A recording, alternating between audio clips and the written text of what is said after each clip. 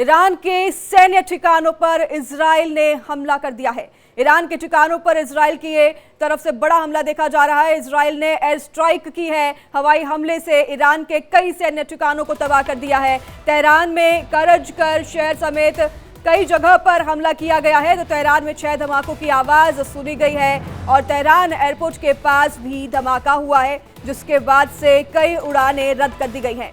बड़ी खबर इस वक्त की आपको बता रहे हैं, इजराइल की तरफ से ईरान पर हमला किया गया है। ईरान की सैन्य ठिकानों पर हमला किया गया है। इजराइल ने एयर स्ट्राइक करके ईरान के कई सैन्य ठिकानों को तबाह कर दिया है। ये बड़ी खबर सामने आ रही है। इजराइल ने ईरान के कई सैन्य ठिकानों को तबाह कर दिया। तस्वीरें अपनी स्क्रीन पर आप देख रहे हैं। भयावह तस्वीरें एयर स्ट्राइक के बाद सामने आई है। ईरान के कई सैन्य ठिकानों को इजराइल ने तबाह कर दिया है।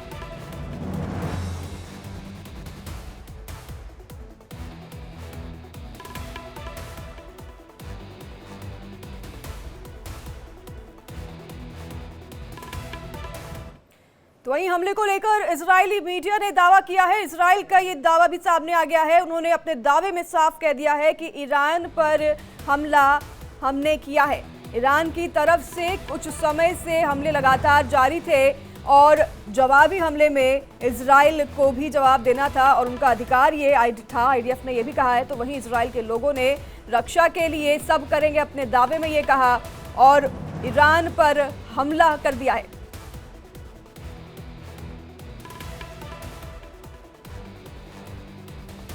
इजराइल की तरफ से ये दावा किया गया है। आईडीएफ ने ये पुष्टि कर दी है कि ईरान पर जो हमला हुआ है वो इजराइल की तरफ से हुआ है और इस हमले की जिम्मेदारी आईडीएफ ने ले ली है।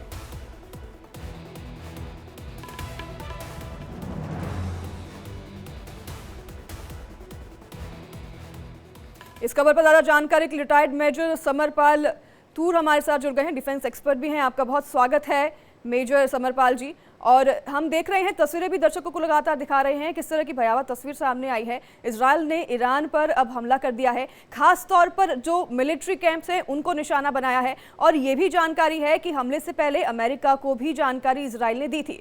तो अमेरिका अगर चाहे तो युद्ध को रुकवा भी सकता है, लेकिन यहाँ पर लग रहा है कि अमेरिका इजराइल का साथ देते हुए उनको उकसा रहा है कि आप हमले कीजिए। देखिए, पहली चीज तो ये तय था कि हमला होना है। बस समय की बात थी कि इजराइल कब और किस टाइम पे सही समय देखेगा और हमला करेगा। और जो जगहें जहाँ पे हमला हुआ है वहां पे कुछ न्यूक्लियर साइट्स पे हमला हुआ है, जहाँ पे विजुअल्स आ रहे हैं, टेलीग्राम पे भी अपडेट्स आ रहे हैं कि इनकी कई न्यूक्लियर फैसिलिटीज से आग और धुएं की लपटें निकल रही हैं। फिर इनके ऑयल डिपोज हैं, जो क्रिटिकल ऑयल रिफाइनरीज थी जिसमें इनको एक्सपोर्ट का सबसे ज्यादा तेल जाता था, वो ऑयल रिफाइनरीज हिट हो चुकी हैं, डिस्ट्रॉय हो चुकी हैं। तो बेसिकली ईरान का जो बेसिक इकोनॉमिकल जो सपोर्ट था, होल्ड था, उस पे काफी फर्क पड़ेगा आने वाले कुछ हफ्तों में। दूसरा, अगर हम इतिहास में जाएं तो 1981 में ऑपरेशन ओपेरा किया था, जिसमें इराक का एक सीक्रेट न्यूक्लियर रिएक्टर को तबाह किया था। इसमें इसराइल के फाइटर जेट गए थे इराक में और उन्होंने ये secret nuclear reactor Saddam Hussain जो तैयारी कर रहा था उसे डिस्ट्रॉय किया। फिर 6 सितंबर 2007 में ऑपरेशन ऑर्किड हुआ, जिसके अंदर इन्होंने सीरिया में बन रहा न्यूक्लियर प्रोग्राम को टारगेट किया और उसे फिर नष्ट नाबूद कर दिया। तो सिमिलरली अगर हमें हैरानी नहीं होनी चाहिए कि इजराइल को खबर पूरी है, बस समय का इंतजार था कि ये वाला दिन कब आना था। तो इजराइल ने पूरा फायदा उठाया है इसका। एंड जो ईरानियन रिपब्लिकन गार्ड के जो मेन क्रिटिकल बेसिस थे, जहां पे उनका सबसे बड़ा डिवीजन था, वहां पे भी हमले हुए हैं, जहां पे कि काफी loss of life and material destruction है। अब तीसरा पहलू आता है इंफॉर्मेशन वॉरफेयर। अब काफी चीजें बताई जा रही हैं कि 100% इंटरसेप्ट हुए हैं इजराइल की मिसाइलें। यदि देखिए, 100% इंटरसेप्ट होना आज की तारीख में नामुमकिन है, ये इजराइल भी नहीं अचीव कर पाया था जब ईरान ने मिसाइलें दागी थी इजराइल के ऊपर। तो अगर कोई ये दावा करेगा कि 100% इंटरसेप्ट हुई है इजराइल की मिसाइलें, ये दावा गलत है। पर हाँ, यदि कोई कहता है कि काफी संख्या में इंटरसेप्शंस हुई हैं, यस, वो माना जा सकता है कि बिल्कुल हो सकता है। एंड उससे पहले देखिए, हमें ये पता करना है कि जिस देश के पास साइबर वॉरफेयर की इतनी ज्यादा क्षमता है, जैसे कि आपने देखा होगा कि पेजर ब्लास्ट हुए, ठीक है, फिर रेडियो रेडियो सेट्स ब्लास्ट हुए, है ना, हिजबुल्ला की पूरी लीडरशिप को इन्होंने महज 15 दिन के अंदर ही वाइप आउट कर दिया। तो देखिए, इनके पास ये नहीं है कि इंफॉर्मेशन नहीं है इसराइल के पास, पर इसराइल अपने आप को अपनी हदबंदियों में रख रहा है ताकि वो ईरान के लोगों का ना नुकसान कर सके। जैसे कि प्राइम मिनिस्टर नेतन्याहू ने भी पहले अपने संदेश में बोला था ईरान के लोगों को कि उनका टारगेट वहां की गवर्नमेंट है, ईरानियन रिपब्लिकन गार्ड है, ना कि वहां की पब्लिक। और जैसे आप देखेंगे कि जैसे कि आयतुल्ला खमेनी और जैसे ही इन्होंने अपना जो हार्ड लाइन, जो इनकी पुलिस है, ठीक है, जो मॉरल पुलिस है, उन्होंने जो अत्याचार किया है हिजाब को लेके, और खुलेआम जो औरतों पे अत्याचार हुए हैं और मारा गया है, इससे ईरान का internal infrastructure, human resource weak हुआ है। उनका इंटेलिजेंस नेटवर्क में दरारें पड़ गई क्योंकि उनकी लोकल पब्लिक जो काफी यंग है, यंगस्टर्स है, यंग गर्ल्स एंड बॉयज, ठीक है, जिनकी एवरेज एज ही 25 से 35 साल होगी, ये ही सरकार के पक्ष में नहीं है।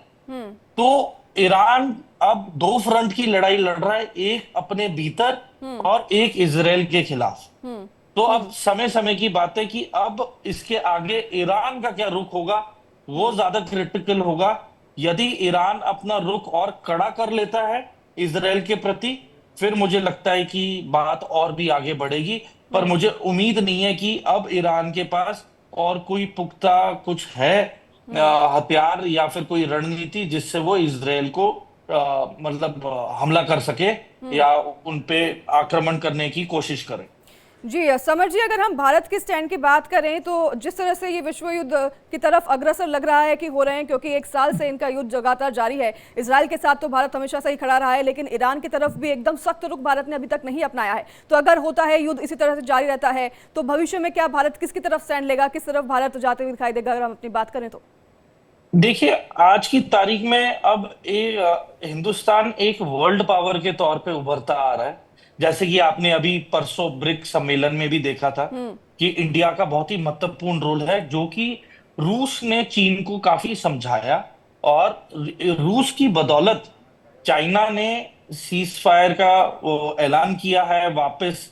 2020 से पहले जो हमारा स्टांस था एलएसी पे, उसको उन्होंने कबूला है कि वापस पेट्रोलिंग शुरू होनी चाहिए और बाकी नॉर्मलाइजेशन शुरू होनी चाहिए। पर फिर अगर हम देखें कि चाइना ने बार बार हिंदुस्तान पे भी काफी हमले किए हैं, ये नहीं है कि हम उस पे आंख मूंद के भरोसा कर सके। तो इंडिया को बड़े ध्यान से चलना है। पर आप प्राइम मिनिस्टर मोदी की स्टेटमेंट सुनिए कि ये लड़ाई का वक्त नहीं है। तो इसी वजह से प्राइम मिनिस्टर जेलेंस्की ने मोदी जी से पहल की, और मोदी जी ने फिर पुतिन जी से भी पहल की है। तो अभी आगे जो वार्तालाप है शांति की, वो अभी ये आगे लेके जाएंगे मोदी जी। और अगर हम इसी को ही मन में रखें तो देखिए, हमारे इजराइल के साथ पहले से ही बहुत अच्छे संबंध है, और हमारे संबंध ईरान से भी बहुत करीबी हैं, क्योंकि उनके ज्यादातर स्टूडेंट्स की जो एजुकेशन है वो ज्यादातर बैंगलोर और जितनी यूनिवर्सिटीज हैं वहां पे काफी ईरान के स्टूडेंट्स आते हैं पढ़ने के लिए इंडिया में। दूसरा, जो हमारा मैक्सिमम ऑयल का इंपोर्ट है वो ईरान से ही आ रहा है, ईरान और रशिया से। तो देखिए, मैं मानता हूं कि आने वाले समय में इंडिया बहुत ही महत्वपूर्ण एक किरदार निभाएगा, जिसमें कि शांति वार्ता के लिए एक्टिवली इन्वॉल्व होएगा इंडिया, इजराइल और ईरान के बीच। तो देखिए, दो वर्ल्ड कॉन्फ्लिक्ट्स में एक कॉमन कड़ी बाहर उभरती हुई आ रही है, वो है प्राइम मिनिस्टर मोदी की नेगोशिएशन या ट्रूस के लिए पहल करना। तो ये एक बहुत बड़ी बात है। और ईरान ने भी बार बार ये जिक्र किया है कि हिंदुस्तान को एक्टिवली आगे आना चाहिए और शांति वार्ता के लिए प्रस्ताव रखना चाहिए। पर इंडिया इस बात पे टिका हुआ है कि हमें यूनाइटेड नेशन सिक्योरिटी काउंसिल में भी परमानेंट सीट मिलनी चाहिए। हम उसके दावेदार, सबसे स्ट्रांग दावेदार हैं, क्योंकि आप देखिए तो यूनाइटेड नेशंस में सबसे बड़ा ट्रूप कंट्रीब्यूटिंग कंटिजेंट भी इंडिया का ही है। तो हम अपने आदर्शों से नहीं हटे हैं। We are a country for peace, और हमें शांति बहाल चाहिए, दोनों रशिया और यूक्रेन के बीच भी, और ईरान और इजराइल के बीच में भी। क्योंकि देखिए, ये दोनों लड़ाइयां जितनी लंबी जाएंगी, ये आर्थिक तौर से पूरे दुनिया के लिए विनाश साबित हो रहा है। बिल्कुल ये समझ जी, सबकी आर्थिक तौर पर इकोनॉमी विनाश सफर कर रही साबित है। हो रहा है और भारत के लिए भी। इसी पर मेरा अगला सवाल भी आपसे है, अगर इसी तरह से युद्ध जारी रहता है ईरान और इजराइल के बीच में, तो भारत को लेकर अगर जितने भी ट्रेड हमारे ईरान के साथ हैं, जितने भी ट्रेड हमारे इजराइल के साथ हैं, तो भारत में कितना बड़ा संकट आ सकता है अगर इसी तरह से युद्ध आगे भी अग्रसर रहे? देखिए, युद्ध वाली स्थिति तब खराब होएगी जब इजराइल अपने युद्ध पोतों को ईरान के वाटरवेज में लाके एक इंटरनेशनल ब्लॉकेड करेगा। इस दौरान क्या होगा कि हमारे किसी भी कंट्री की कोई भी मैरीटाइम शिपिंग कंपनी है, ये बिजनेस रिलेटेड है, कोई इतना बड़ा रिस्क लेगा नहीं कि युद्ध के दौरान अपनी है ना किश्तियों को, है ना, इंपोर्ट और एक्सपोर्ट के दौरान इन इलाकों में भेजे।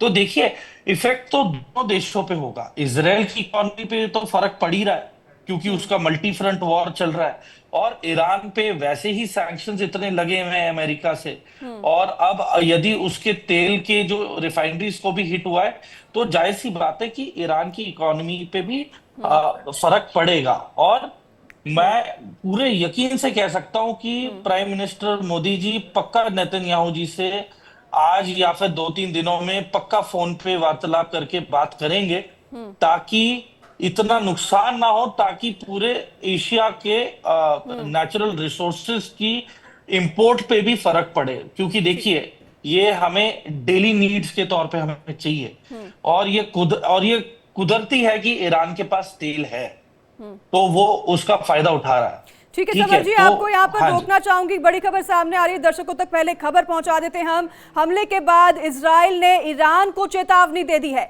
हमले के बाद इजराइल ने चेतावनी में पलटवार की सोचना भी मत, ये कह दिया है। इजरायली सेना ने ईरान को ये चेतावनी दे दी है कि तुम अब पलटवार करने की सोचना भी मत। ईरान पलटवार करेगा तो कीमत चुकानी होगी। ईरान को ये चेतावनी इजराइल ने जारी कर दी है। ईरान के पलटवार पर इजराइल तुरंत हमला करेगा, ये भी कह दिया गया है। इजराइल की तरफ से ये चेतावनी जारी कर दी गई है कि ईरान पलटवार करने की सोचना भी मत, और अगर तुम हमला करते हो तो इजराइल तुरंत हमला करेगा और इसकी भारी कीमत ईरान को चुकानी पड़ेगी। इजराइल ने ईरान के सैनिक मिलिट्री कैंप पर हमला किया, जिसके बाद अब इजराइल ने ईरान को चेतावनी भी जारी कर दी, और ईरान को चेतावनी में इजराइल ने कह दिया है कि तुम पलटवार की सोचना भी मत, और अगर तुम पलटवार करते हो तो इसका जो अंजाम है तुम्हें भुगतना होगा। हमारे साथ मेजर समर लगातार जुड़े हुए हैं, आपका रुख करेंगे समरपाल जी। अब ये चेतावनी भी जारी कर दी है इजराइल की तरफ से, उन्होंने साफ तौर पर कह दिया है कि अगर तुम पलटवार करते हो तो उसका अंजाम तुम्हें भुगतना पड़ेगा। मतलब अब ये है कि अगर हम सोचें भविष्य में ईरान हमला करता है तो इजराइल की तरफ से, जैसे कि हमेशा इजराइल दावा करता है कि हमारे पास परमाणु हथियार, परमाणु बम है, तो क्या परमाणु बम का इस्तेमाल इजराइल कर सकता है? देखिए, आज की स्थिति में और आज के जो एरा चल रहा है हमारा, मुझे नहीं लगता कि वो परमाणु बम का उपयोग करेंगे। क्योंकि देखिए, ये सिर्फ इनकी लड़ाई है ईरान की, जो आयतुल्ला की रेजीम है उनके खिलाफ, और ईरानियन रिपब्लिकन गार्ड के खिलाफ लड़ाई है, ना कि ईरान के आम आदमी को लेके लड़ाई है। तो मैं बार बार यही दोहराना चाहूंगा कि यस, जो इजराइल के पास अत्याधुनिक मिसाइलें हैं, जिनका वार करने के बाद जिनकी रेंज बहुत ज्यादा है, और देखिए, जरूरी नहीं है कि इजराइल सिर्फ ईरान के जमीन पे हमला करे। जो ईरान के पोर्ट्स है, जहां इंपोर्ट एक्सपोर्ट है, वहां पे भी ताबड़तोड़ हमला कर सकता है। उनका प्रॉपर पूरा ट्रेड का रूट्स को डिसरप्ट कर सकता है। तीसरी टेक्नोलॉजी जो इसराइल के पास है वो है एंटी सैटेलाइट वेपन सिस्टम्स, जो कि ईरान की जो सैटेलाइट्स है, जो स्पेस में, अंतरिक्ष में है, उसको टारगेट कर सकता है अपने मिसाइलों के साथ और उनको तबाह कर सकता है। तो यदि सैटेलाइट्स तबाह कर दी इसराइल ने ईरान की जो है ऑर्बिट में, तो उसके बाद तो ईरान का पूरा कम्युनिकेशन सिस्टम्स फेलियर हो जाएगा, उनके जो टीवी ब्रॉडकास्टिंग चैनल्स बंद हो जाएंगे, बेसिकली उनका एक कम्युनिकेशन ब्लैकआउट हो जाएगा। और यदि कम्युनिकेशन ब्लैकआउट हो जाएगा तो कोऑर्डिनेशन बनाने में बहुत दिक्कत आएगी। और इस दौरान देखिए, जहां तक लैंड इन्वेजन का सवाल है, मुझे नहीं लगता कि कोई भी देश अभी सिवाय अमेरिका के इस स्थिति में है कि वो लैंड इन्वेजन करे। बट यस, जो इनकी साइंटिफिक साइट्स हैं, जहां पे इनके साइंटिस्ट डिप्लॉयड हैं ऑल ओवर द वर्ल्ड, तो देखिए मुसाड भी एक्टिव हो जाएगा। मुसाड को प्रायोरिटी 1 पे फिर सारे ईरानियन साइंटिस्ट और जो भी न्यूक्लियर प्रोग्राम से रिलेटेड है, वो पहली टारगेट पे थे, पर उनका हमला, उनकी गति बढ़ा दी जाएगी कि जल्दी से जल्दी इन्हें खत्म किया जाए। ठीक है, उसके बाद इनके ऊपर मूवमेंट की रिस्ट्रिक्शंस लगेंगी कि ये फिर दबाव बनाएंगे कि कोई ना कोई कंट्री जैसे जॉर्डन होगी, वो अपना एयर स्पेस डिनाई करे ईरान को। क्योंकि देखिए, इस हमले को लेके जॉर्डन ने अपने एयर स्पेस को यूज करने की अनुमति दे दी है इसराइल को, तभी ये हमले को अंजाम दिया गया। जो इजरायली स्टेल्थ फाइटर जेट्स थे और बॉम्बर्स थे, इन्होंने अंजाम दिया है, ना कि सारे के सारी मिसाइलें दागी गई हैं। ये एयरक्राफ्ट्स भी गए थे ईरान के ऊपर, और ईरान की एयर डिफेंस सिस्टम ने भी इंटरसेप्ट किए हैं मिसाइलें। मैं ये नहीं कह रहा हूं कि ईरान बिल्कुल खाली हाथ बैठा था, वो भी तैयारी के साथ ही था, और काफी हद तक काफी मिसाइलें जो दागी गई थी ईरान के ऊपर, वो भी इंटरसेप्ट हुई हैं। ये नहीं कि इंटरसेप्ट नहीं हुई है, काफी हद तक इंटरसेप्ट हुई हैं। पर उन जो इंटरसेप्ट रेशियो है, वो तो मुझे लगता है कि जो दोनों कंट्रीज की प्रेस कॉन्फ्रेंसेस में देख के, सुन के, और जो असेसमेंट रिपोर्ट्स आएंगी डैमेजेस की, उसको देख के ही पता चलेगा कि कितना यह हमला सफल रहा है इजराइल की तरफ से। ठीक है, आप हमारे साथ बने रहिए, आपके पास फिर लौटेंगे। इस वक्त की बड़ी खबर सामने आ रही है, दर्शकों तक पहुंचा देते हैं। इजराइल के हमले पर ईरान का बयान सामने आया है, और इजराइल के इस हमले पर ईरान ने बयान में कह दिया है कि ईरान जल्द इजराइल पर हमला करेगा। बड़ी खबर बता रहे हैं आपको, ईरान की तरफ से भी बयान सामने आ गया है। ईरान ने कह दिया है कि वो जल्द इजराइल पर हमला करेगा। ईरान के टॉप मिलिट्री अफसरों के हवाले से ये खबर सामने आ रही है कि ईरान ने भी अब अपना ये मन बना लिया है कि वो इजराइल पर हमला करेंगे। हालांकि इजराइल ने चेतावनी ईरान को जारी की है कि अगर तुम पलटवार करोगे तो उसका अंजाम भुगतना पड़ेगा, लेकिन ईरान भी चुप बैठने वाला नहीं है। ईरान ने भी बयान में कह दिया है कि वो जल्द इजराइल पर हमला करेगा। रिटायर्ड मेजर समरपाल जी हमारे साथ लगातार बने हुए हैं। अब ईरान की तरफ से भी ये बयान सामने आ गया है समरपाल जी, और उन्होंने साफ तौर पर कह दिया है कि वो हमला करेगा। और ये जाहिर सी बात है, चुप तो बैठने वाला ईरान है नहीं। इजराइल ने जो हमला किया है, इस पर ईरान भी अब हमला करेगा। लेकिन आपने अभी अमेरिका का भी जिक्र किया था, अमेरिका का यहाँ पर क्या स्टैंड है? वो क्योंकि खुलकर आकर सामने कुछ कहता भी नहीं, लेकिन ये भी लग रहा है कि वो इजराइल को पीछे से उकसा भी रहा है। देखिए, अब ये जो ईरान से बयान आया है, जाहिर सी बात है कि जो आयतुल्लाह खमेनी की जो अभी रूलिंग गवर्नमेंट है, उसे ये बयान जबरन देना पड़ेगा। वो कतई ये गलती नहीं करेंगे चुप्पी साध के कि अब सब कुछ नॉर्मल हो गया है। क्योंकि देखिए, ये एक बहुत ही हार्ड लाइनर और जो काफी फनेटिक वाली ये रिजीम है इनकी, जो सरकार है।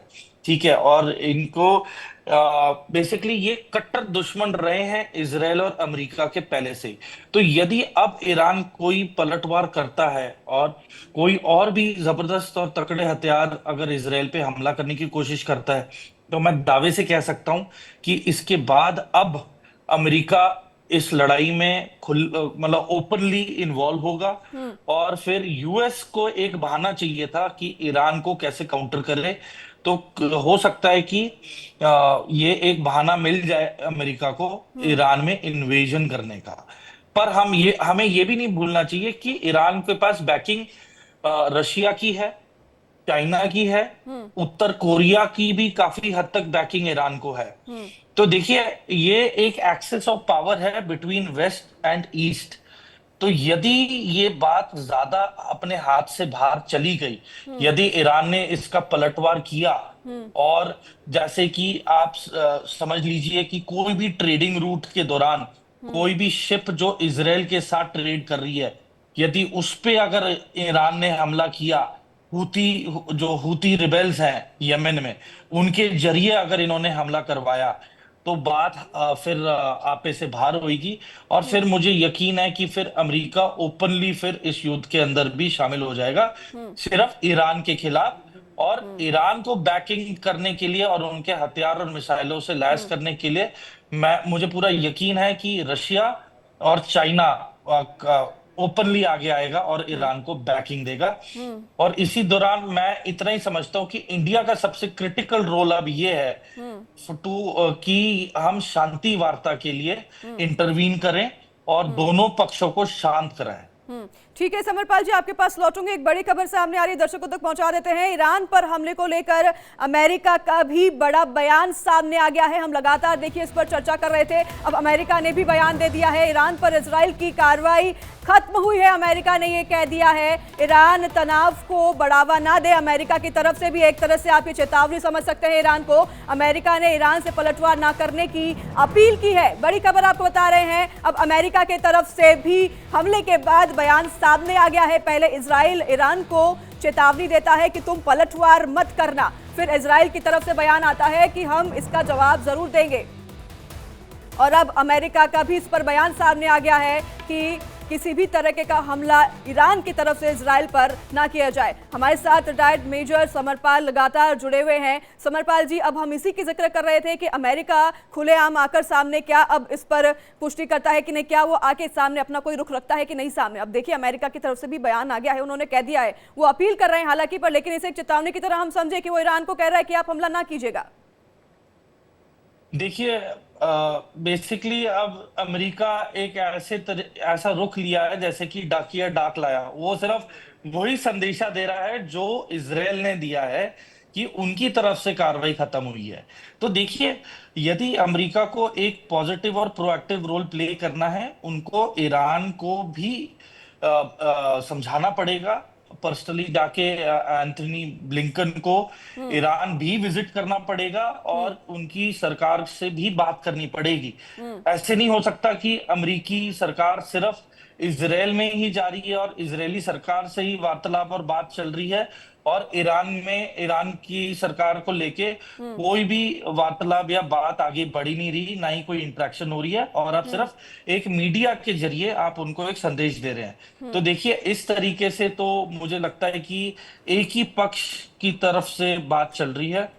यदि अमेरिका को as a world leader, as a world power अगर दिखाना ही है इस समय, क्योंकि यूक्रेन की लड़ाई के बाद काफी लोगों को शक और संदेह हो चुका है अमेरिका के रोल को लेके, क्योंकि उन्होंने भी यूक्रेन को वादा किया था कि वो नेटो में उन्हें शामिल करेंगे, मेंबर बनाएंगे। पर वो होने से पहले ही जब युद्ध हुआ, तब भी अमेरिका ने ओपनली मत नहीं की, बल्कि बिहाइंड क्लोज डोर्स हथियार और सामान और जवान जो दूसरी कंट्री से हैं वो ही रिक्रूट करा के यूक्रेन को दिए हैं। तो बेसिकली देखा जाए तो यूक्रेन अपने दम पे ही अकेला लड़ाई लड़ रहा है। पर जहां तक अमेरिका और इजराइल की बात है, ये काफी पुराने दोस्त रहे हैं। जैसे कि एलाइड फोर्सेस कहते हैं, तो सब कहते हैं कि अमेरिका और यूके ही इकट्ठे जाके लड़ाई लड़ेंगे। इसमें कोई दो राय नहीं होती है कि ये अलग अलग हैं। तो वैसे ही जब इजराइल की बात आती है, तो अमेरिका और इजराइल एक है, वो एक दूसरे का ही समर्थन करेंगे। और बहुत ही कम उम्मीद है कि अमेरिका इस जंग में न्यूट्रल होगा, क्योंकि अमेरिका के लिए भी ईरान एक बहुत बड़ा थ्रेट और टारगेट बना हुआ है काफी सालों से। और देखिए, ये अब मुझे लगता है कि समझदारी इसी में ही होगी कि ईरान अब इसके बाद बात को बढ़ावा नहीं देगा तो अच्छा रहेगा। यदि इस बात को बढ़ावा होता है तो ईरान का ही नुकसान बहुत ज्यादा होगा। ठीक है, बहुत धन्यवाद आपका समरपाल जी, हमारे साथ जुड़ने के लिए, तमाम जानकारी साझा करने के लिए दर्शकों के साथ।